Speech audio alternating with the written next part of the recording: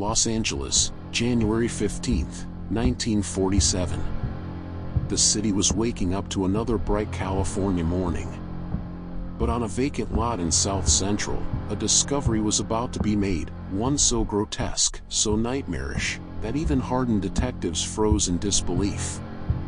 At first, the passerby thought it was a mannequin, pale, lifeless, neatly arranged in the grass. But this was no mannequin. This was the body of a young woman who had been cut in half with surgical precision. Her face mutilated into a grotesque grin. Her name was Elizabeth Short. The world would come to know her by another name, the Black Dahlia. To understand the Black Dahlia, you have to understand Los Angeles in the 1940s. The war had just ended.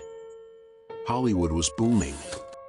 Stars like Humphrey Bogart and Rita Hayworth dazzled on screen, while nightclubs buzzed with jazz and cocktails. But beneath the glitz, the city was a breeding ground for crime.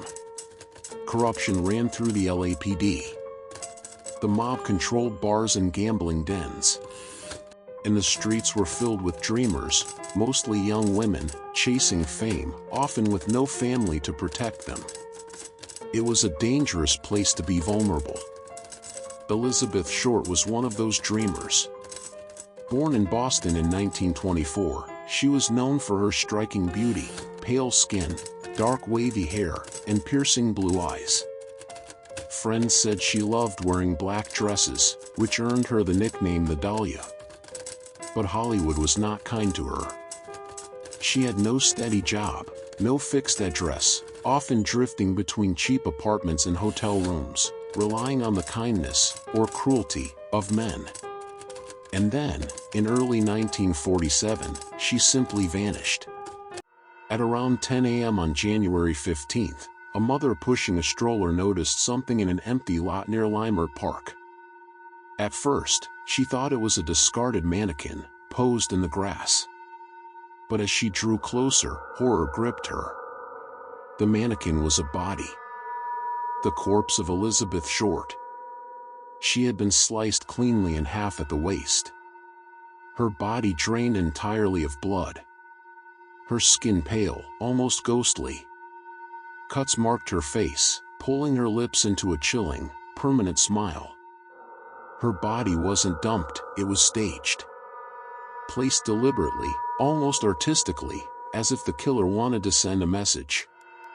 The LAPD arrived within minutes, and word spread like wildfire. Soon, crowds gathered. Photographers snapped pictures. Reporters shoved notebooks in detectives' faces.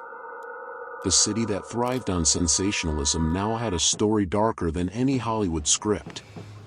Detectives immediately knew this was no ordinary crime. The surgical precision suggested someone with medical training.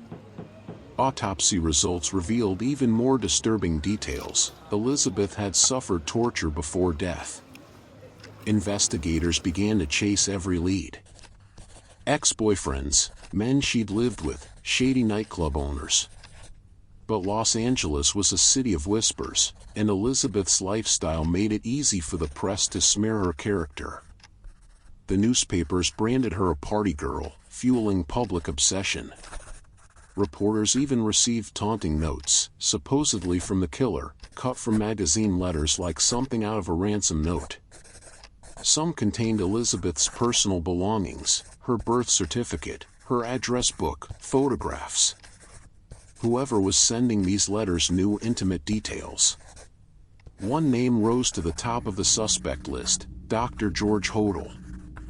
A wealthy, eccentric physician.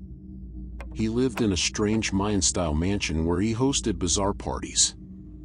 Police wiretapped his home, and what they heard was chilling. Hodel was caught on tape saying, "Suppose I did kill the Black Dahlia. They can't prove it now." Still, despite the confession, no charges were filed. Corruption within the LAPD was rampant, and many believed Hodel was protected. As the years passed, theories multiplied. Some believed Elizabeth Short was killed by a jealous lover. Others suspected she had become tangled with powerful men in Hollywood who needed her silenced.